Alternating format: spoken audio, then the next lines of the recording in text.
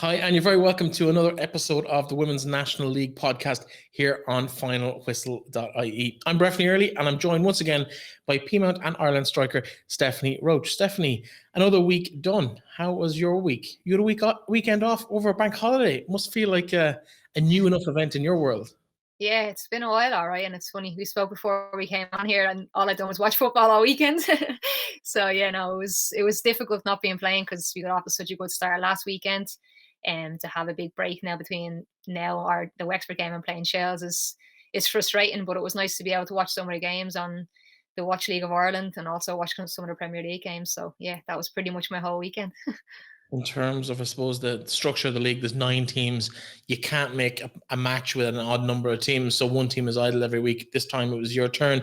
How many of the other games in the league did you get a chance to have an eye over this weekend? Yeah, I watched the Shells and Cork game fully, and then I've seen the highlights of pretty much all the other games online as well. So it was good to be able to watch all the games. Well, let's start with Turner's Cross and Shell's trip down to Cork. Shell's will be happy, reasonably good performance, but Cork didn't. I suppose they didn't disgrace themselves. They're really, really good in that game as well. It probably doesn't even really properly reflect the scoreline. 3-0, probably about right. Your thoughts? Yeah, look, I think the pitch, probably the size of the pitch and the way Shells play. Obviously, I know Cork try to play good football as well, but I think it suited Shells a little bit more. I think they took advantage of all the space, and they have players like Emily Whelan with pace in behind, and Saoirse Noonan obviously going back to her former club and getting the 2 goals as well. But I think Cork, in fairness to them, have had a difficult start to the season.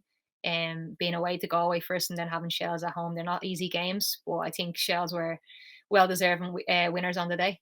Yeah, I did worry for Cork when Shells went 2 up after about a dozen minutes, and I thought the floodgates could just open here. But I think they really, really just looked after the game and managed the game really, really well. And it was only in the last minute or two of the match when Saoirse got her second to make it 3-0.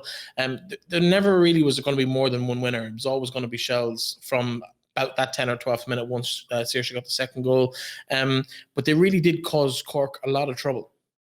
Yeah, well, look, I think Cork are always going to be we've seen it against Galway. They didn't kind of sit back and just accept the defeat. They tried to keep going. I think that's something that they've been better at this season. Probably their game management a little bit better in terms of, I think a couple of times they go long when they know they need to, and they don't have to play off in the back and do it in too city. So I think their game management definitely has got a little bit better this season. As I said, difficult start to the season for Cork, but as I said, Shells deserving winners on the day. I think they played some good football at times and came home from Cork with their 3 points. Yeah, now the other game that I watched nearly in its entirety on Saturday evening was Athlone Town versus Treaty. An absolute humdinger of a clash. Some fantastic goals. 3-3 was the final score. Mo Nerney opened the scoring, and after 9 minutes, Rebecca Horgan, 5 minutes later, and then set up her sister to give Treaty the lead. Emma Donoghue scored for Athlone, and before Rebecca Horgan got back on the score sheet again. It was 3-2 at the break, and then it was Caitlin Keogh on the hour mark, more or less. Saw that. I think for me the story of that game was Jenna Slattery. She had a whirlwind couple of minutes, and that's literally all her game lasted. She came on at 62 minutes, booked on 66, booked again on 69, and out the gate. Fairly short and disappointing, I'd imagine, from her point of view, performance for that. I think she just came into the game and wanted to make an impact, and 2 fairly poor challenges. I think it's fair to say. She'll be disappointed with that, though. Yeah, definitely. I think it's not what any player wants to do. Obviously, they want to come in and try and make an impact, but look, she'll learn from that, and hopefully for her next game, she'll be able to or when she's back from suspension. I don't know, is it 1 or 2, 3 games? I'm not sure how it works now. I think it's been decided yet. It's definitely 1, and then it's dependent on how the malice or whatever in the tackle. But yeah, as I said, she'll learn from that and be able to push on when she comes back. But it's just about, I suppose, maybe being a little bit too eager to make an impression and put the tackle in, that way. And obviously, as you said, too, kind of rash tackles to get sent off. I think, to be fair, it was probably the first challenge that got her sent off. If that sounds a bit strange, I think first challenge was very poor, just too exuberant, and then I think the ref gave her the benefit of the doubt and booked her when maybe a red was a possibility for that challenge. Yeah. And then when the next one came in 2 or 3 minutes later, I think the ref just said, okay, I've given you the benefit of the doubt once. you're going to have to go this time. And it's just unfortunate for her because she was pretty good the first game out against Bows. She was fairly decent for Treaty. I know they lost the game quite heavily, but she impressed me in the performance. So it was disappointing for them to lose her on that. Treaty seemed to be having an issue with that's, I think, their third red card of the season when you include the men's and the women's. I don't know what it is about Treaty, but they're eager and just exuberant to want to get involved in the challenges. 3-3 in terms of the actual football that was played on the day. Pretty entertaining game. Some just big moments, some really well taken goals. I think Athlone have really impressed me with some of the players they've brought in. Yeah, Athlone are a good team. I thought we spoke before the season started. We played them in pre-season, and last season, even I think the way they tried to play and the way they tried to set up, they're going to be difficult to beat. But they also like to try and play. They played in the counter-attack really well against us a few times. The player on the left wing, I'm not sure of her name, but she came inside a few times and got on the end of nice through balls from Miriam Devaney, I think it was, playing the balls through for her. So look, they have, as I said, that kind of never say they don't want to be beaten, but they also have players who can play as well when they do have the ball. So look, they're an exciting team. I think we've touched on it a lot this season. It's going to be a competitive season. No team is going to come in wanting to lose games, and both Treaty and Athlone, obviously, I'd say we're disappointed not to come away with the win, but a very, very entertaining game for people to watch, which is good to see. Yeah, Kaylin Keogh has been playing wide in the right. I'm not sure if that's who you might be talking about. She may have switched wings when she played against you in pre-season, but Kaylin Keogh has been very impressive in both of the games so far. And then Mo Nerney and Laurie Ryan just give that little bit of experience up top as well. Another game I watched most of the game of the other evening, DLR Waves, Wexford Youths. It looked for a moment like DLR were going to pull off somewhat of a shock, but then you have been flagging this for a while. A very early goal. They broke away. Just so it's Carla McManus got on the end of a long ball after 5 or 6 minutes, found the back of the net, really good finish. She had loads of work to do to make that hit the back of the net. And then it was just laid on.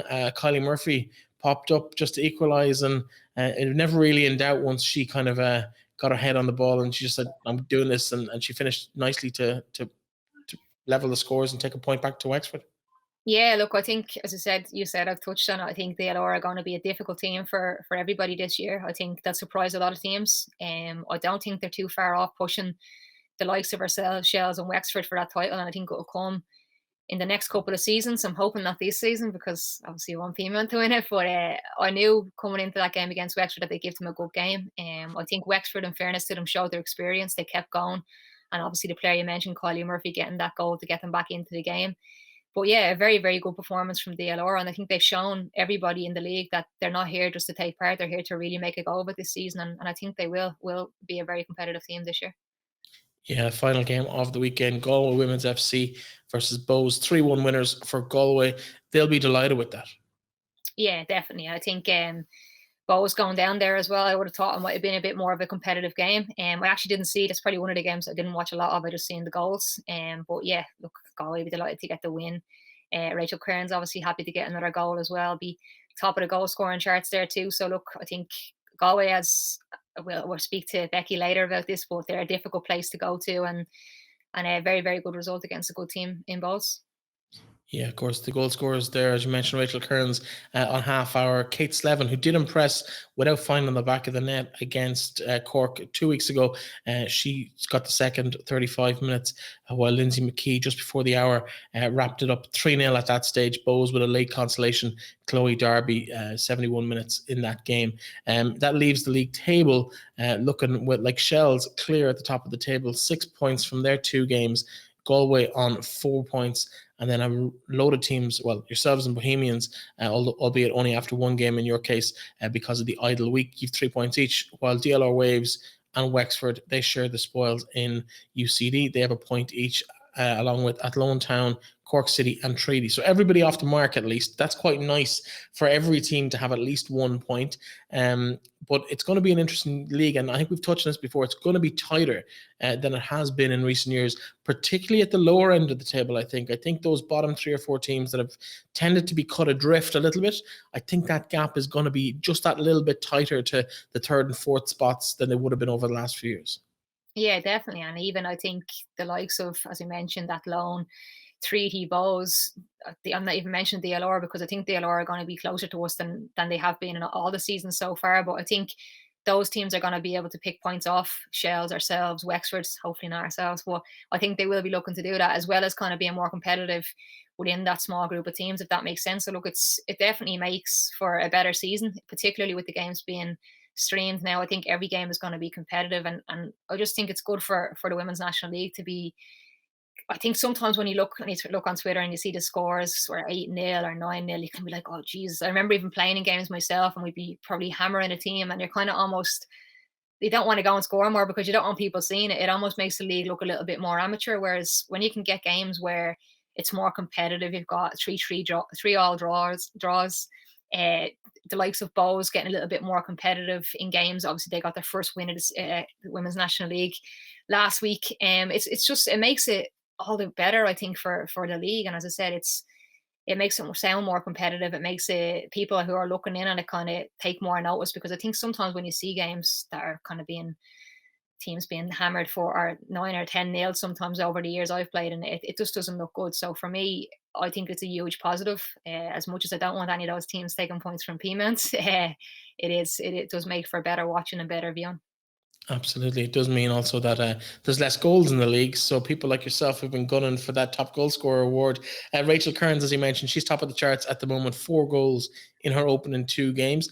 We have a couple of players on 2 goals, Aoife Robinson, Brona Kane, Rebecca Horgan, and her sister, Aoife Horgan, and Saoirse Noonan with that brace down in Turner's Cross. 4 Shells, which is a very weird, probably never going to get quite used to saying that. But it is what it is. And then there's maybe a dozen or so players with a goal each. No Stephanie Roche on that list yet, though. When are we going to see Steph's first goal? Hopefully against Shells. Obviously, big games coming up. I think the game against Wexford, I don't think I had any chances. I had one kind of half chance where the ball flashed across the 6-yard box and just couldn't quite get to it. But yeah, I'll hopefully have a few more chances against Shells, and I'll be able to get off the mark in that game. That would be a good one to start with. Yeah, in terms of goals saved, we do have 2 goalkeepers who've managed to keep a clean sheet so far this season. Amanda Budden has 2 on her account, while Niamh Reid Burke, your teammate at Peamount, has 1. Maybe it's a good opportunity for us to maybe have a little chat with Nemo and see what she has to say for herself as well. Here's a chat we had with her earlier today. Now, Steph, we've been talking a lot about Peamount with yourself over the last few weeks, but I think it's time maybe we got a different view from within the Peamount camp and have a chat with maybe one of your teammates. So we've invited along one of your both Ireland and Peamount United teammates to the show. Niamh Reid Burke, your all-star goalkeeper, essentially, joins us. Nemo, you're very welcome to the show. Thanks so much, guys. Pleasure chatting to you. Steph has been very tight-lipped on everything that's going on in Peamount over the last few weeks. We've tried a couple of times nicely to kind of get more information out of her. What can you tell us about how the club has been going this year? It all seems to be fairly bright at the start of the year anyway. Yeah. Everything's been kept top secret now. I'm only joking. We've just been keeping our heads down.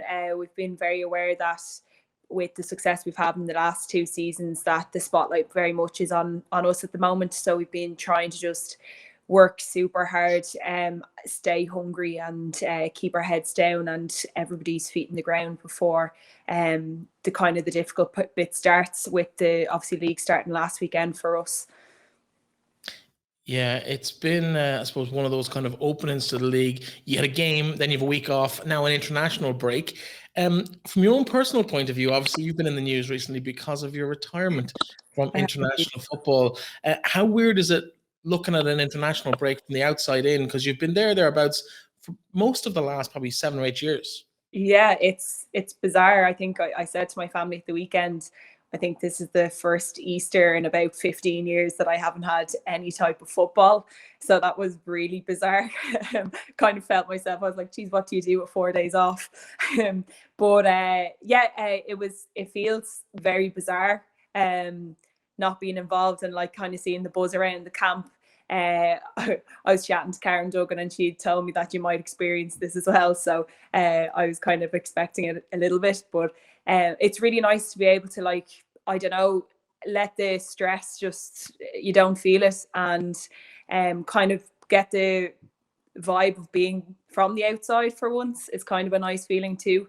So I'm just trying to adjust to that at the moment. Yeah, I suppose you spent a bit of time as understudy to Emma Byrne. How difficult is it when you're trying to break into an international squad to have a player that quality? I suppose really as a roadblock in the nicest way possible to really getting more caps on the board. Yeah, like you can only admire what Emma has done, and the only thing you can do is learn from someone like that. She's an amazing goalkeeper, but an amazing captain and very influential person in both the team and for football in Ireland. So there's not much you can do in a situation that arises other than like live and learn. And that's what I did. I was lucky enough that when I started playing with the seniors a long time ago, she was there, and pretty much all the way through my major development phase, had her there to ask questions of and watch and learn from. So that was really key. I suppose I probably wished I had a bigger or longer time to show that on the pitch as well. But obviously it didn't happen, and that was one of the reasons ultimately for the choice in retirement as well. Yeah, I've played with you at club level, and as you said, I feel like you've always been there throughout my whole international career pretty much. And obviously when Emma was involved, you're kind of the understudy, Lynn Bradley as well, who was involved years ago.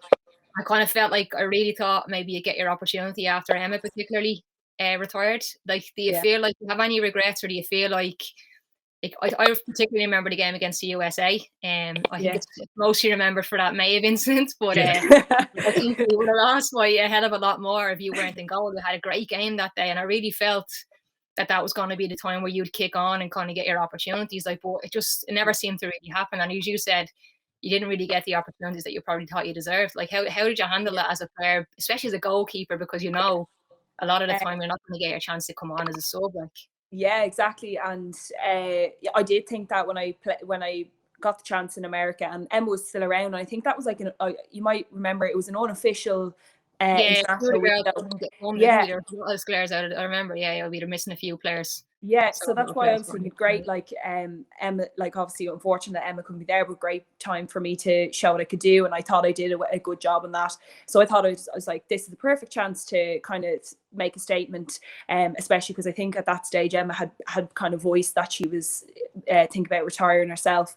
But then nearly the exact same time Colin came in, and unfortunately Colin just had a preference of a certain type of goalkeeper, and I don't think I fitted those criteria, and that's something you have to, it was really tough to take, but you have to live and learn, and you can't be everybody's cup of tea. You can't dictate what that certain people like, and I think being as goalkeeper and being quite a solitary position anyway, you have to be a bit mad.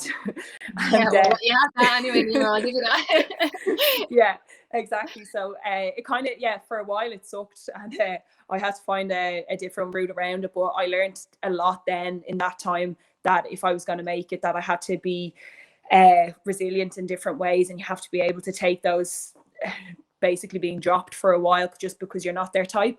And then I really focused on like loving club football, and then that was really what got me through it, and ultimately got me selected again.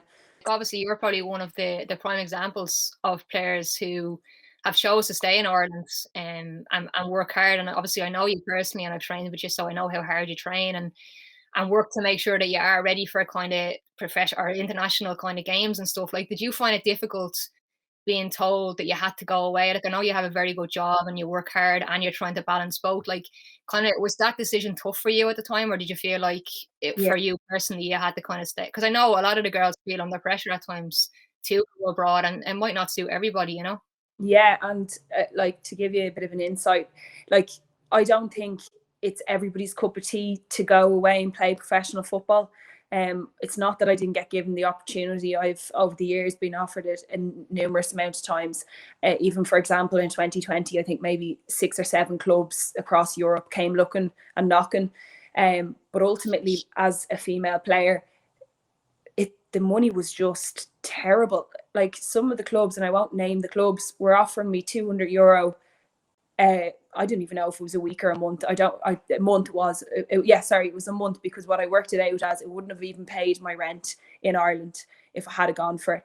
And those are decisions that, like, at the end of the day, I can't maintain a life on that. And that was a big reason why I didn't didn't go away and play. And some of these clubs weren't too far from Ireland, so it wasn't as if that they were like basically the standard of living in these countries was still kind of up, maybe not as expensive as Ireland, but you could expect the same kind of expenditure. And that was one of the key reasons. And I hate for it to be one of the key reasons, but like you have to, if I was 21 again, I might have done it for something in around that, but it's not sustainable. And that's one of the things that I've then decided to stay here and make sure that I can affect the growth of the league, but I can still maintain a good standard of living and do all the things that I also want to do. There is a lot of pressure in and around the Irish setups to try and go away and play.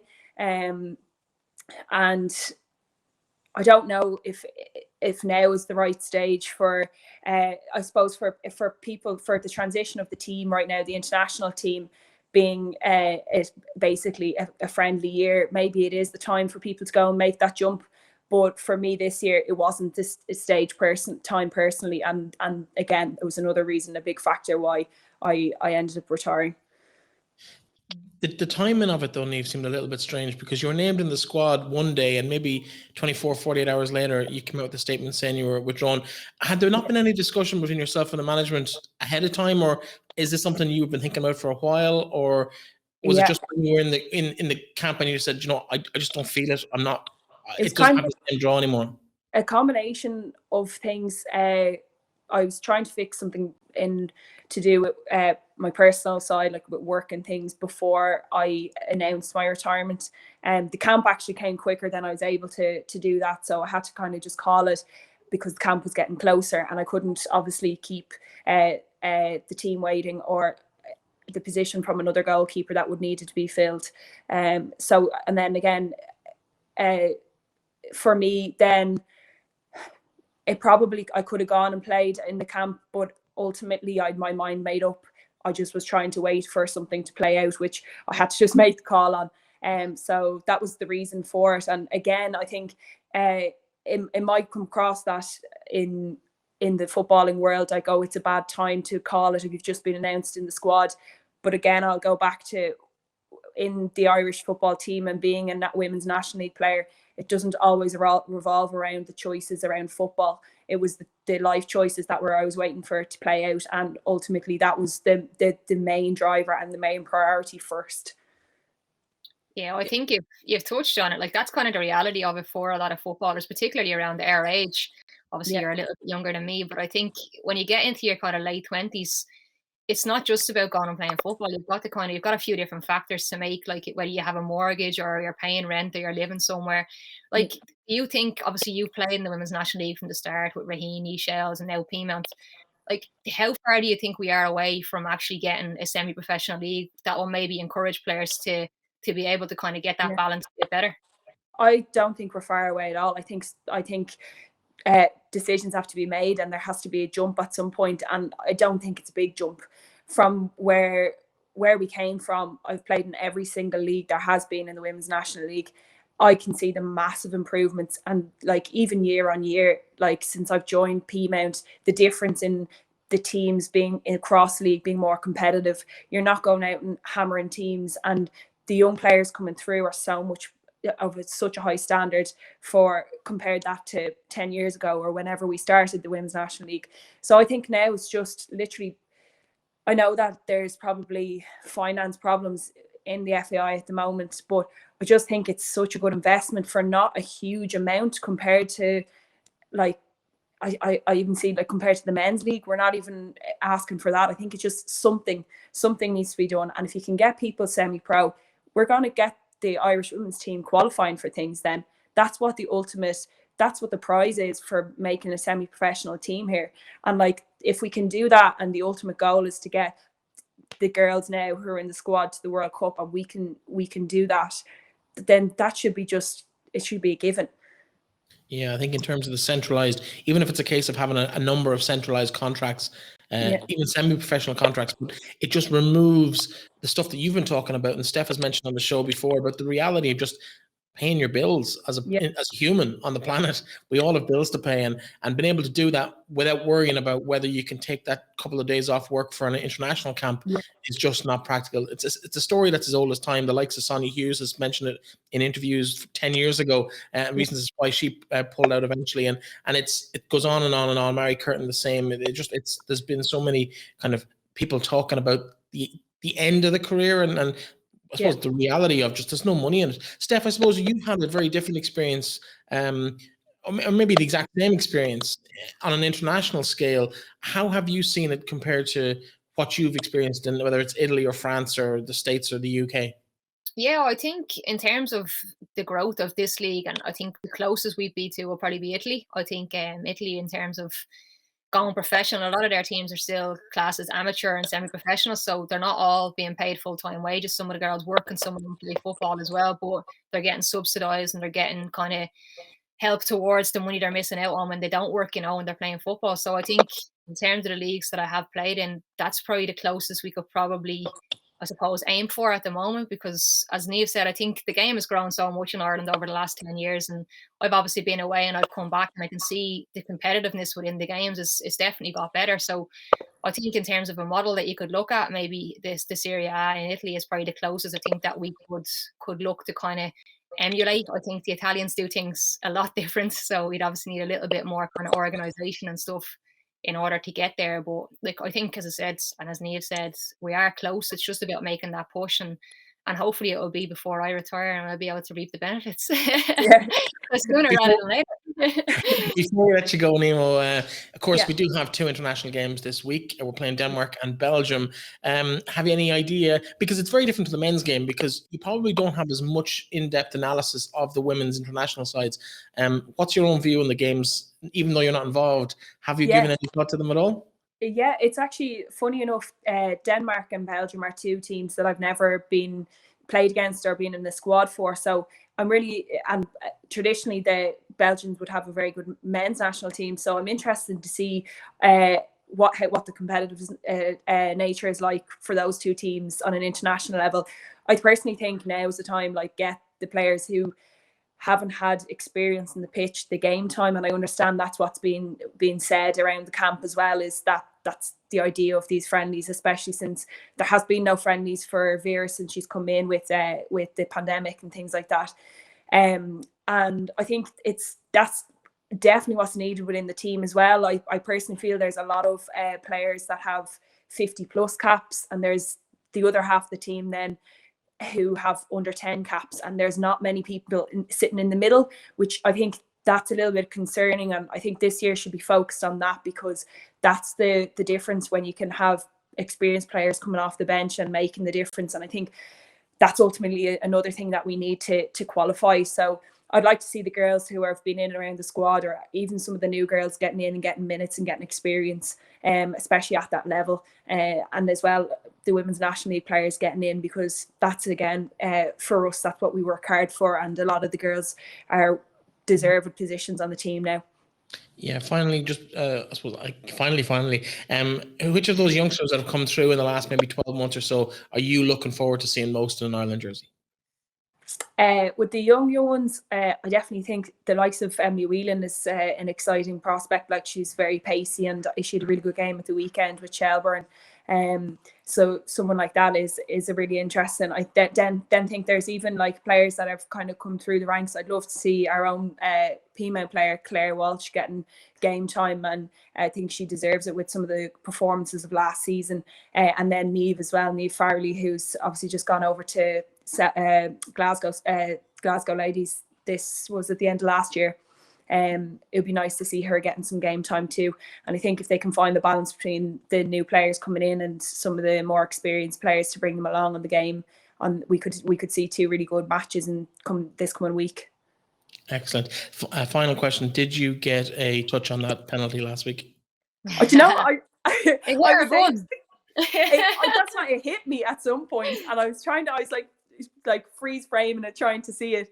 I've seen a picture where I was a bit away from it on the dive, and then it definitely hit me. So I don't know if it hit the post and hit me. I haven't a clue, but I'll claim it. Just claim it all day long. I'll claim it. If it was the other end of the pitch, I'd be saying it hit my toe.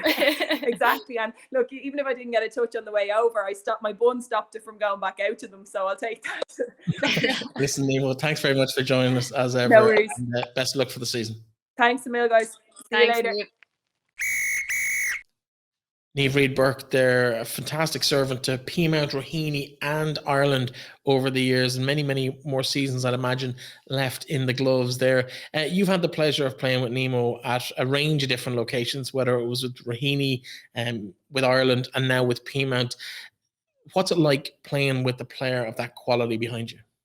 Look, I think I said it during our interview. I think she's a player who I've played with for a long time, and I have a great amount of admiration for her because I know it wasn't easy for her to retire from the international setup. I know it means a lot to her, and she probably wanted to try and compete and get those more caps. I think she's been around. I think she had 5 caps in a 10-year period or so. So I think that's amazing to me. That's amazing that she only has 5 because I was mesmerized by that because, as I said, I think that game against the USA really was the one where I was kind of like, right, she's going to be the real deal here. She made some great stops.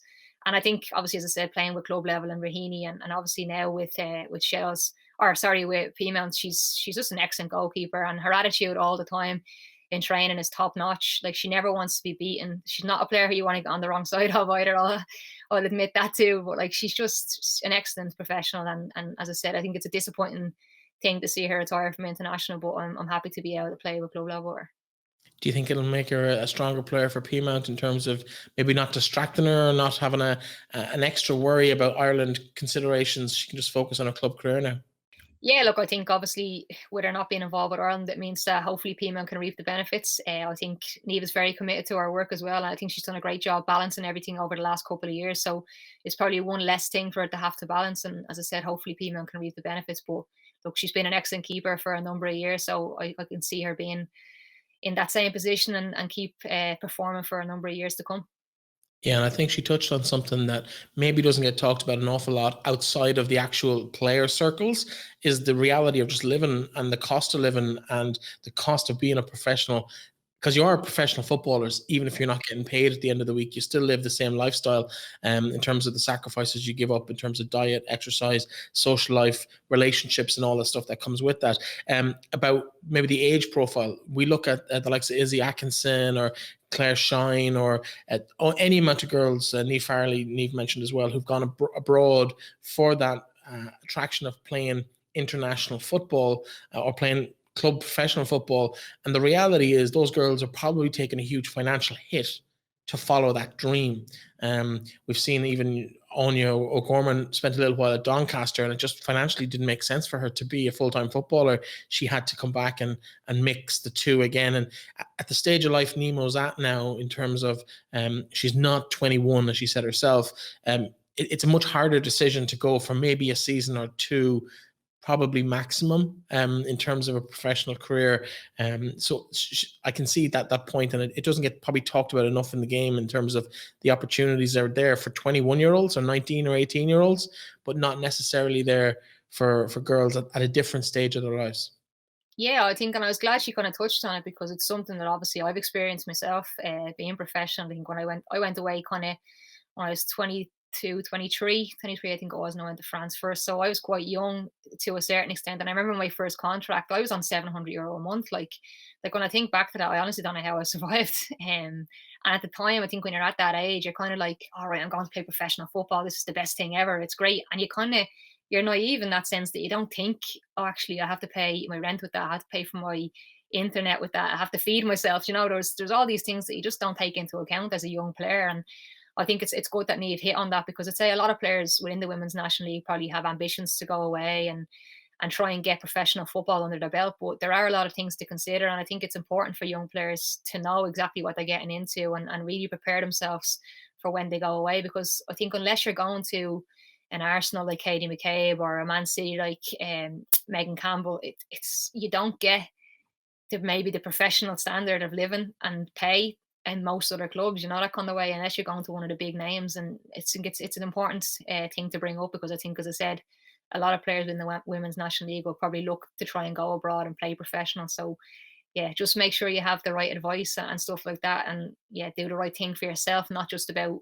maybe being able to say you're playing professional. It has to suit, and it has to be, as I said, the right time in your life as well, but also just make sure that you're well able to kind of live, because I think I've seen a lot of people in women's football talk about mental health and everything else that comes with it, and a big part of that is not being able to live your life the right way when you do go away, because you're living off pittance, you know.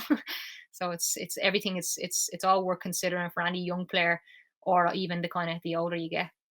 Yeah, and of course the priority level is, of course, rent, Wi-Fi, food. Yeah. In that order. Now, one player who caught the headlines a couple of weeks ago with her sublime long-distance shot against Galway in the opening round of fixtures was the captain of Cork City, Becky Cassin, and she joins us now. Becky, welcome. Hi lads, thanks for having me. Now, of course, we can't see you because a few technical issues with the camera, but we can hear you. But it's a pleasure to have you on. Decent start to the season, a good result, battling back to get a point in Galway. A little bit disappointing last weekend to lose to Shells. Yeah, good start on the road against Galway. I think it was, given, I think Steph, you'll agree, going to Galway is never easy. It's always a tough game out there against them. So not to come from 2-0 down and then 3-2 was really good. A good start, a good character on the road. Yeah, last weekend was tough. Credit where credit's due. Shells are good. They're a really good side. They move the ball well. I think Turner's Cross suits them. It's a really nice pitch, really wide. And they used it well, to be fair. They were good, difficult to play against, but it sets a standard. It lets us know where we need to be at for the season ahead. Now, that doesn't sound like a Cork accent. There's no langers or boys in the end of it. Explain to us a little bit about maybe where you're from, because you're not a Cork woman yourself. No, I'm from Wicklow originally. My mum and dad are both from Dublin direction, and I've lived up until last year, lived in Rathdrum my whole life. So yeah, that's definitely not a Cork accent that you're hearing there anyway. Yeah, I was just recently reminded that you were at the Kilcool Academy with me, and it was only when I kind of actually remembered the name, I was like, oh yeah, I do remember Becky, but you pointed out before we came live here that I was a bit older than you, which Breifne likes to do every week. So I haven't said it in a few weeks. Yeah, the Kilcool Academy was run by Tony Pouch, Ewan Olin and David. They made a great that's how I ended up going and playing for Stella Maris in the end, and a few other girls. But can you remember your time with the Kilcool Academy? I can, yeah. It was on a Monday night, wasn't it? Yeah, every Monday. Yeah, I used to go because I used to have training in Newtown on a Wednesday, I think it was. So Monday nights were your chance to kind of go and just have a bit of fun, and then Wednesday was when it was a bit more serious with the team. But yeah, I remember. I think yourself and Anya were there every now and again as well. And right, yeah. Yeah, and we were all of us were kind of a bit starstruck looking up at you, but yeah, no, it was good. It was really good to get that opportunity to get that sort of coaching. So how did you go from Wicklow to Wexford, and how did you end up in Cork? What was the connection there? Did you say you were working there as well? Yeah, so I went to college in Carlow, and so I signed for Wexford when I was in 6th year in school, and ended up going to college in Carlow then. So I was there for 4 years. So it made sense to play for Wexford and be in college in Carlow. And then in 3rd year in college, I did a work placement with Cork City's men's team as their strength and conditioning assistant coach with Kevin Tatton. So it was kind of I got to know the club kind of from the inside out. Was still playing with Wexford at the time, but obviously as the years went on, I knew I needed something new and a new challenge. So when Ronan came calling, it was kind of a natural progression really to come down to Cork. I loved the city, so it was an easy decision to move my life down here, and then moving team was probably the more difficult decision just because of the change that it brings. But no, I'm really happy I made the decision. It's been brilliant so far, to be fair. Yeah, and of course, I just mentioned captain of Cork City. How much of an honour is it to kind of be accepted, not just by the team, but actually then to be made the captain as well? Do you take a lot of personal pride out of that? I do, yeah, big time. Even just mainly when I found out, or when I was asked to be captain, knowing how proud my dad would be of it, because he's been such a huge part of like my footballing journey so far. So that was really nice. And then Cork City is such a huge club. It's absolutely massive. Like, it's not till you're down here living in the city and around the place that you realise how big it actually is. So it's huge, and you know, everyone in work is always mentioning it to me, and you know, saying how cool it is and how huge it is to be captain. So it's really nice, and it's nice knowing that I've put in the work, I suppose, to be here right now. You don't get any perks. Like, I know if you get the freedom of Dublin, you can graze your animals on Phoenix Park. You don't get any special perks down in Cork or anything like that, no? Not in your first year. I think some perks come in the second year, but I have to find out what they are. They're only telling you that's how you stay next year, is it? Oh, is that what it is? I'm only joking. How good is it to be back? Well, not back, but to be actually in Turner's Cross as a permanent home base this year. It's a huge boost, I suppose, to the morale of the players to be kind of at the same level as the boys' teams. Yeah, it's brilliant. And it's, you know, obviously being in Turner's Cross, you know, just saying that sounds brilliant, but the pitch is really nice. You know, it's a really nice surface. So, and we like to get the ball down and play, so that suits us as well. Probably a bit better than Bishopstown at times, just with the way the surface can be. But yeah, it's really good, and it sets a standard now for the next few years for the club, and I think for the rest of the league, for other teams to step up and realize, yeah, you know what, if and when we can, we need to get our girls into the stadiums and into, you know, where the men are playing, to be on the same level. Obviously Shells are in Tolka, which is huge. Wexford have been in Ferrycarrig for a number of years, but I think us moving into Turner's Cross is a big move, not just for the club, but for the league. Yeah, I definitely think it is. And even just something simple, I actually was working on Premier Sports the other day, and Damien Delaney was there, and he's from Cork. And he actually mentioned it to me that the girls are playing in Turner's Cross. And he kind of said that, like, if he was free one afternoon and he heard the game was on in Turner's Cross, he'd probably be more likely to go and watch it than going out to Bishopsgate. Is it Bishopstown? Bishopstown, yeah. Bishopsgate's where your boyfriend plays. Longford, sorry. Yeah. To watch it. So even just something as simple as that, I think more of the men's fans as such might actually have more of an interest in coming and watching the girls play as well, which is good to see. Like. Yeah, definitely. Damien was actually in with the men's team when I was there, so I would have chatted to him quite a bit on a daily basis, and he was, you know, he'd usually say that he's never really seen the women's team play, and it was probably because it just wasn't as accessible. So yeah, that's nice to hear. And I know, like, some of the men's team would always be, you know, supporting us, and they'll definitely come out to games when they can. It'll be nice to have supporters back soon enough, hopefully, because Cork City supporters are mental, to be honest. So to get the shed full will be great for us. I know that they'll pack it out as soon as they can for us, so that's exciting.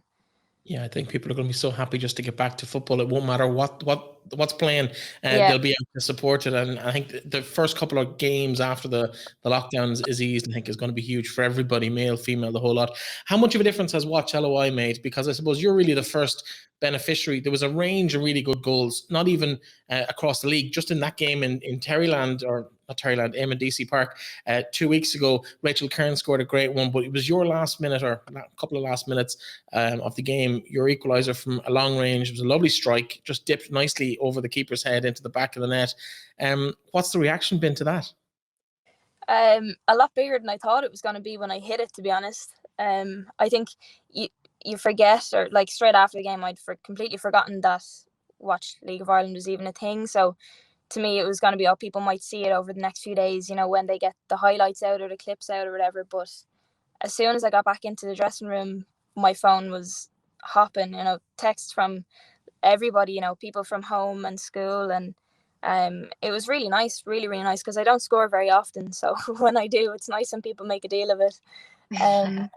But yeah, no, it's brilliant. It's brilliant for the league, you know, that people, I think I've seen tweets from people in America and Australia watching the games and stuff, and just to have that kind of that range for people to have the opportunity to watch, you know, when they wouldn't have been able to before is really good. And that consistency, you know, it's not a few games being streamed here or there, or only the big games or whatever. It's every game. So that's really good. And it puts, I think it sets a standard for us and a kind of an expectation or responsibility for us to step up and be like, you know what, yeah, we're being watched now that little bit more. It's an opportunity probably to showcase ourselves as well for, you know, you don't know who's going to be watching. So yeah, it's brilliant for the league. Yeah, there's been a couple of new youth players have come into the team over the winter break. Eva Mangan has kind of caught our attention here on the show, but also I can't think of her first name, but Leahy, the girl playing Kelly. midfield with Kelly Yeah. Leahy, that's the one. How much of an addition is that kind of conveyor belt of talent coming through the club to your first team at the moment? Oh, it's so important. I think Cork has had a really good conveyor belt, you know, of players coming through. Even players like Denise and Claire that have gone on to play professionally and for Ireland. And seeing the younger girls like Eva and Kelly amaze me every day in training, to be honest, with what they're able to do and how much improvement they're making day to day. It's really important for us because we have such a young team that the girls coming through are, you know, able and ready to step up. And Eva coming in and playing in the first 2 games has been really good. And you know, I'm always saying to her that there's no pressure on her. You know, she knows that this is her first senior season. She knows that she needs to find her feet and really find her way into the league and what sort of player she is and stuff like that. But it's brilliant to see already how much they're coming on and how much of an impact they're going to have over the next few years with City and in the league. And I think most teams now have that, you know, bigger group of younger players coming through and setting a standard. So yeah, it's exciting. It's really exciting. And as a midfielder, it's nice to have that bit of pressure from the younger girls too, to, you know, I need to keep my standards up, and my starting place is never guaranteed every week when they're performing and training. So yeah, it's good. Speaking of keeping standards up, I know you lost a couple of players over the winter break. Saoirse Noonan was on the show last week. We talked to her at length. We also spoke to Kate O'Donovan about her leaving. We're not going to rehash that again. But Abby McCarthy seems to have made a really big impression in the space that was left by arguably your player of the year last year, Maria O'Sullivan. And now Abby comes in. It looks as if she's been born to play in that position. She really has, I suppose, set the league alight in terms of some of the saves she pulled off that day. The double save against I think it was Rachel Kearns and Lindsay McKee was just phenomenal.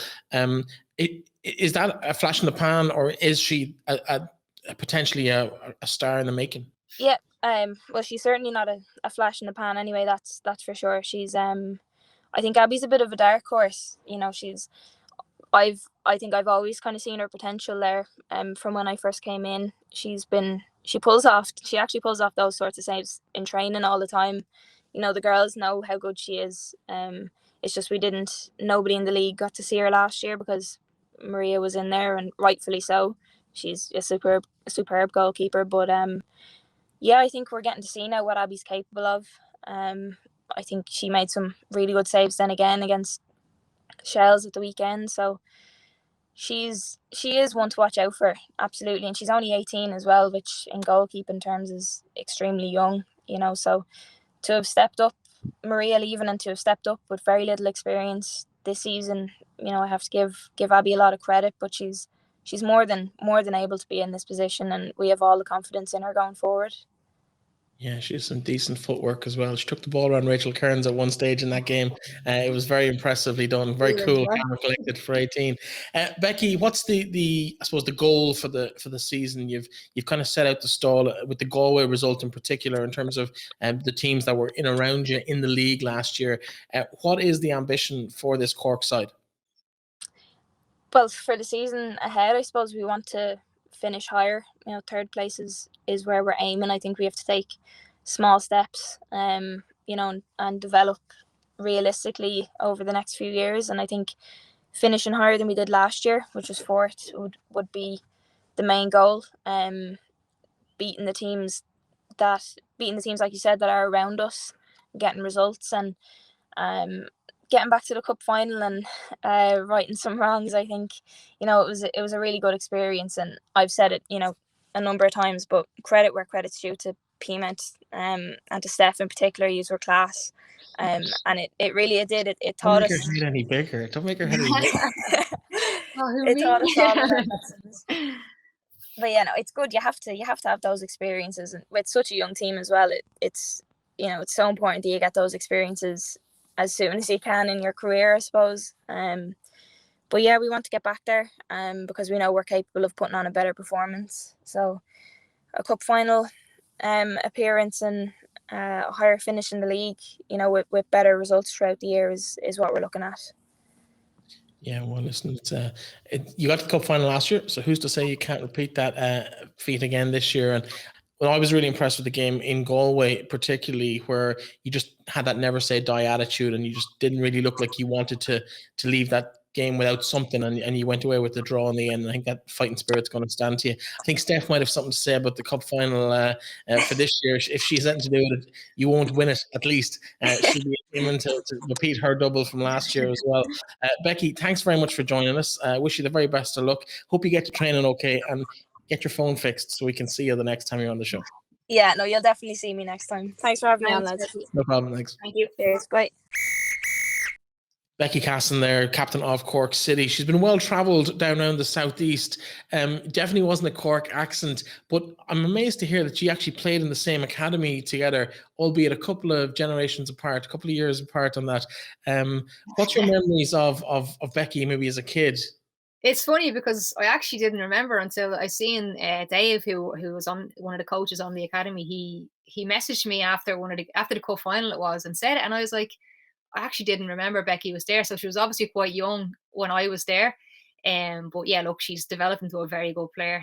When she was at Wexford, I always thought she was a young prospect, and she always works hard. She's good on the ball. She showed the technique she has with that strike in the game. But yeah, a very good player, and I think she'll do really well at Cork, because I think there'd be a little bit more, I wouldn't say pressure, but there's more of a. She's one of the senior players. She's captain now, so she really has to step up and play. I think she showed that in the first two games. But yeah, as I said, very, very good player, neat and tidy on the ball, and really works hard. So I'm happy to see her doing well, as she's obviously, as I didn't even know, she's from around my area. She's not too far away from me in Wicklow there. So Yeah, and of course, Sarah Mckevitt has joined her down there in Cork, and we're looking at players that maybe might not necessarily have had the opportunities to play first-team football with clubs in their own locality, and they've made the decision for various reasons, not just because they couldn't get into teams. Obviously, that's not the case in every situation, but for various reasons, whether it's college or work, that they end up in other places. How important is it to see those players getting those opportunities to play week in, week out, and really grow into the roles at various different clubs, not just the same old clubs year after year after year? yeah, definitely. And I think in Sarah Mckevitt's case, I've seen Sarah at Peamount. Now Sarah played Gaelic as well, so she kind of wasn't at Peamount all the time.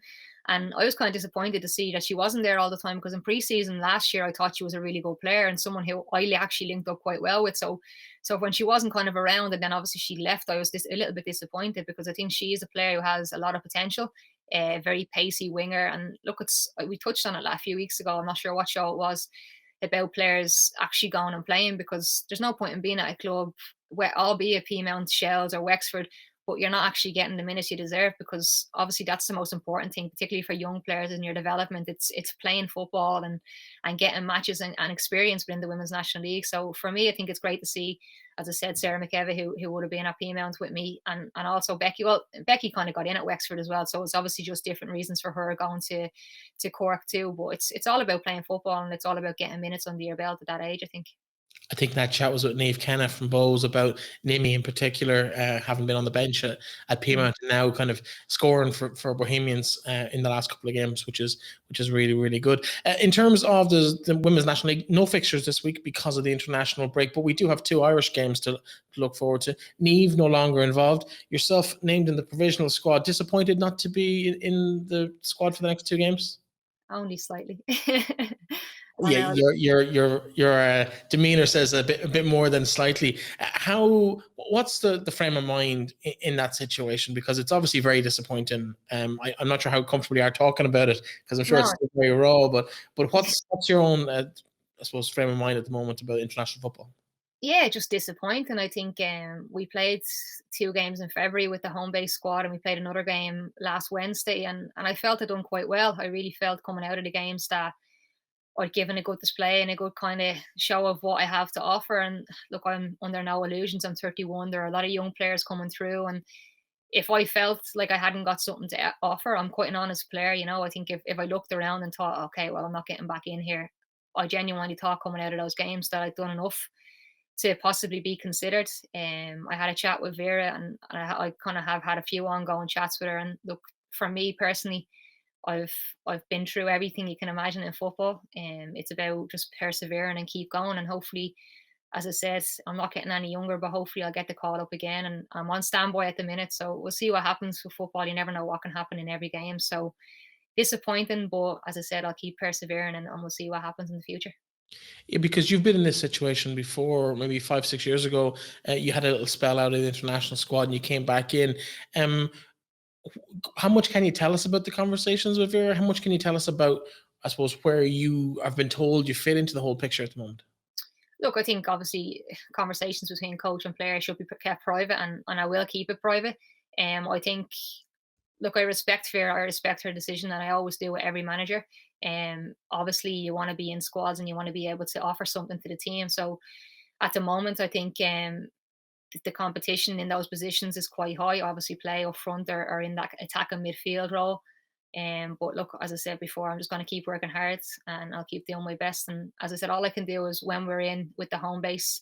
I think being in Italy for me was difficult because obviously not just with the pandemic, but before that, Vera didn't really get a chance to see me playing.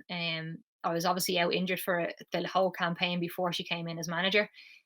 So really, I don't know how much she knows about me. Obviously, I know Vera's a very tactical manager, and she does her research, and she probably would have watched back quite a few games. But I think in terms of this recent squad, I haven't really played a lot of minutes in terms of the girls that are there. Obviously, a few of the girls have been around for a long time, so I've been around them quite a bit. But I wouldn't have played at all in the last campaign. I came back at the start of the most recent campaign for Montenegro when Tom brought me in as he was the interim manager at the time.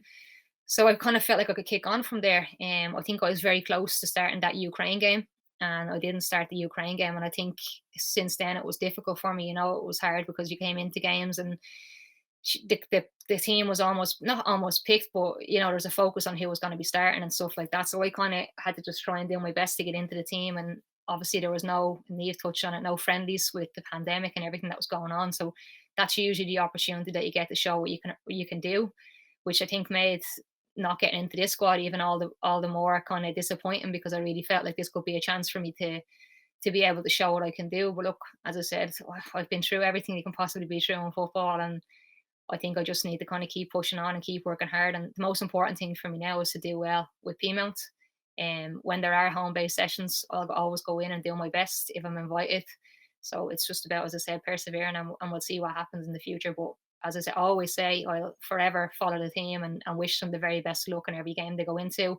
And when I chat to Vera, that's exactly what I say. I'll be ready and I'll always support the girls. So we'll see what happens. So have boots and passport ready to go. But let's talk about the two games. Obviously, Belgium, Denmark this week. What are what's the likelihood? What are we looking for out of these games? Is it a case of we need to get good performances? Do we want to blood players? What's the, I suppose, and again, you're kind of involved, so it might be a little bit difficult to talk about certain aspects of this, but what I suppose are the targets for Ireland, or what should the targets for Ireland be over the next week or so? Yeah, I think, look, two really good teams, Denmark and Belgium. I'm not sure if we've played them before. I know I haven't played either of the teams before, so somewhat of the unknown. I'd have to be on the same kind of page as Neve. I think it's a perfect chance to give players who maybe haven't had minutes in the qualifying campaign before, because obviously Vera was in a difficult position where we didn't have any friendlies with the pandemic, and it can be so hard when you have a squad of players and you only have kind of 5 days together before the game comes up. So it's all about kind of preparing for that game, whereas these games, I think, give it a perfect chance to see these players who maybe haven't been kind of getting the minutes with her, and you can see what they can do at that level. And I think it's, as I said, the perfect chance to have a look at every player who's kind of maybe on the fringes or has a few caps, maybe doesn't have any caps. So I think that's kind of what we'll see. I don't know. I could be wrong. I don't know everything from within the camp, but I would imagine that's what's going to happen, because I think a lot of the players that haven't been playing will definitely be chomping at the bit to show what they can do in these two games. So it remains to be seen where you can watch these games. But of course, we play Denmark today, Wednesday evening, and then we travel to Belgium on Saturday evening for those 2 international friendlies for the women's national team. Steph, hopefully you get that call.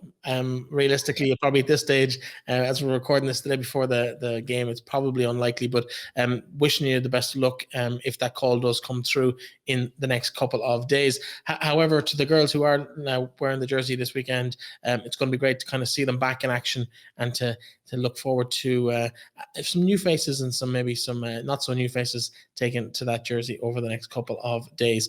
Steph, we'll be back next week. We'll be talking about that big top of the table clash between yourselves and Shells.